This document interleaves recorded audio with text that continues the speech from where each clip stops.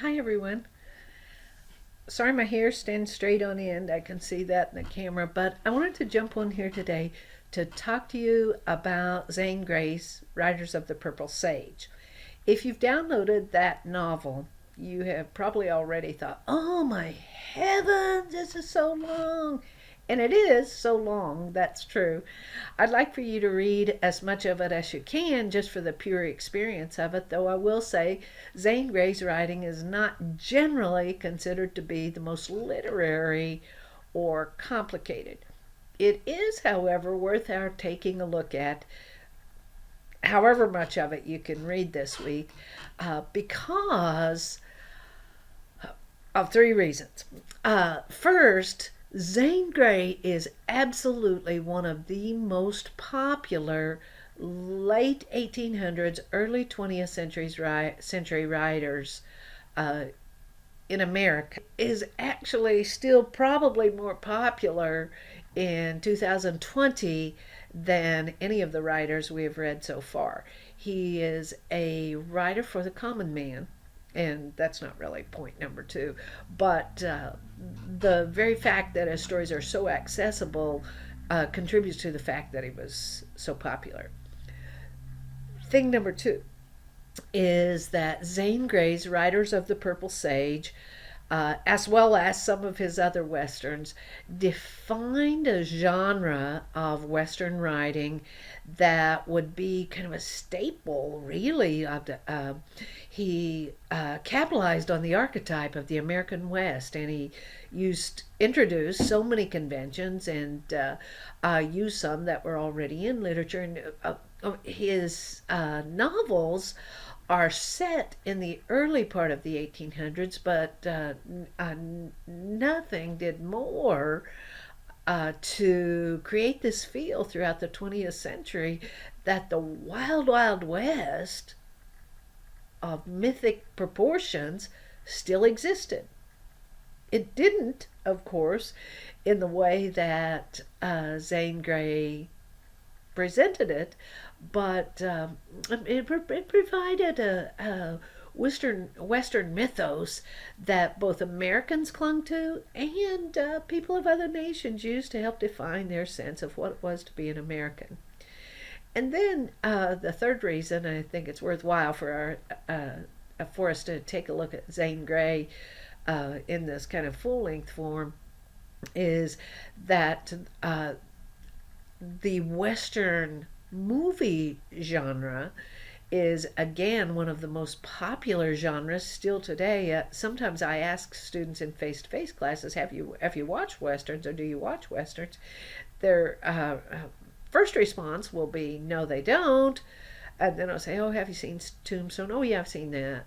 Have you seen Wyatt Earp? Oh yeah. Do you watch Longmire? Oh yes, I love that. So they do actually watch westerns, and they do actually have a strong familiarity with those conventions that define western genre, um, whether they realize it or not.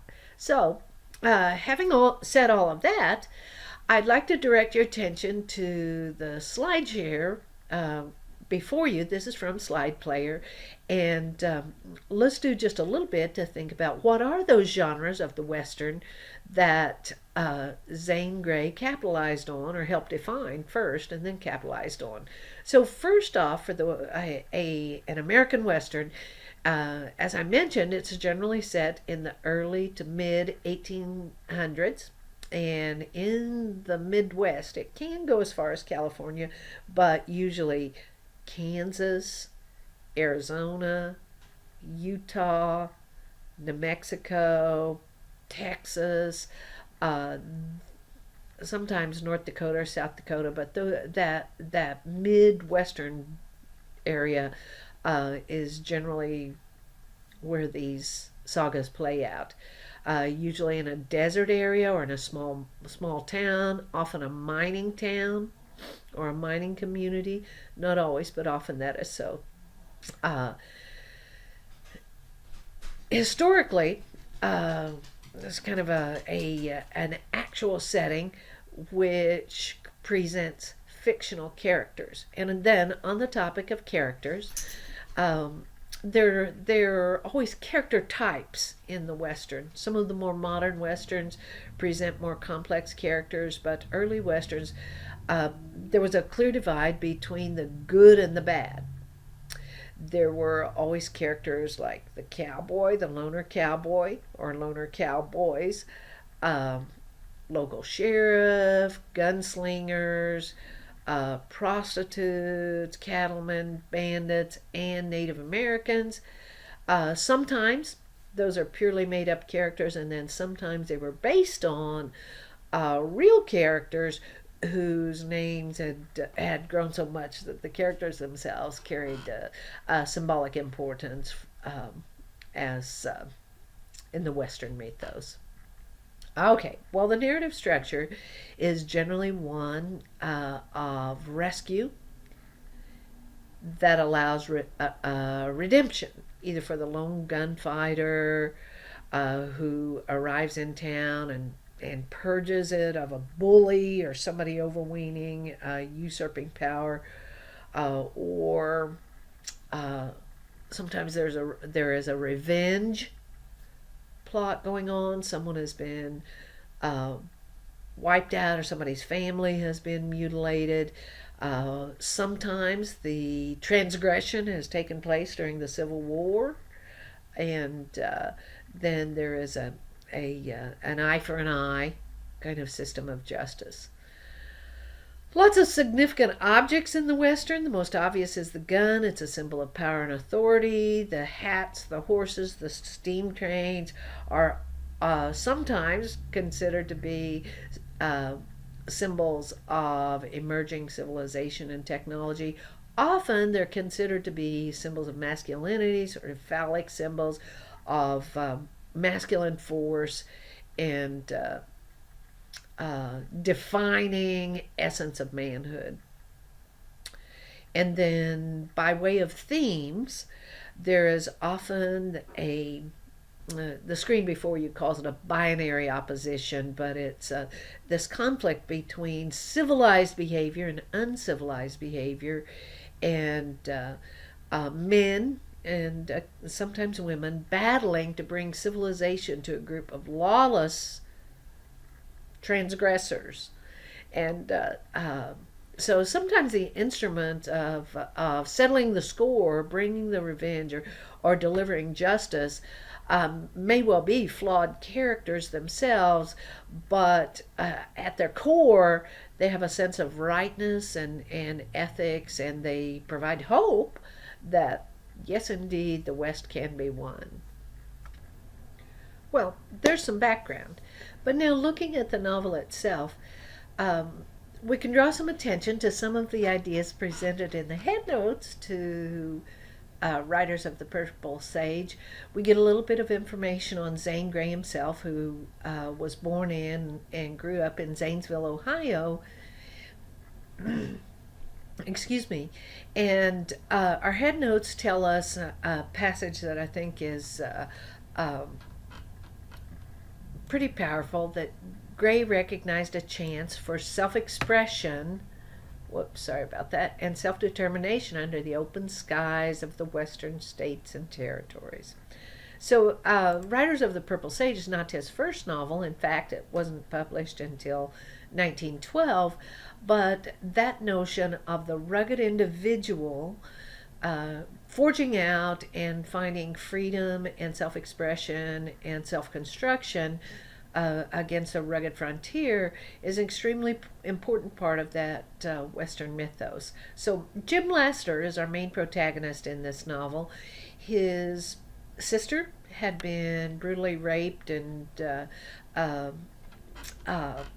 wound up committing suicide, and Laster is so overcome with grief he sets out westward to seek revenge, as we mentioned before, and he's going to find this man that drove the sister to suicide.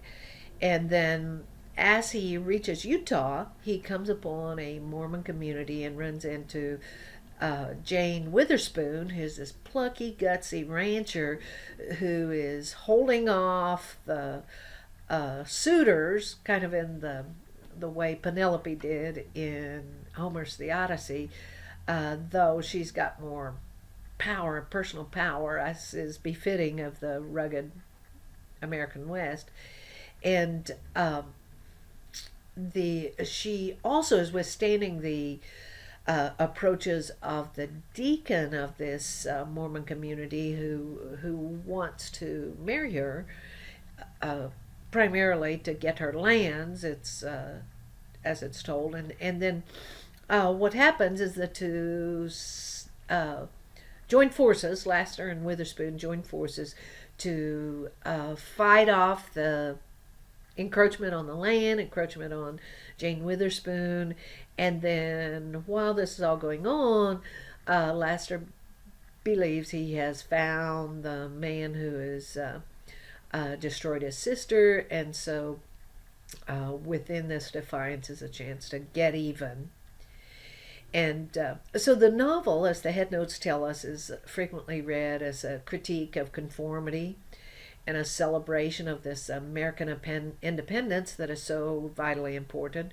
But another point that the headnotes make that I think is important is that this novel forges a bridge between realism, naturalism, and modernism.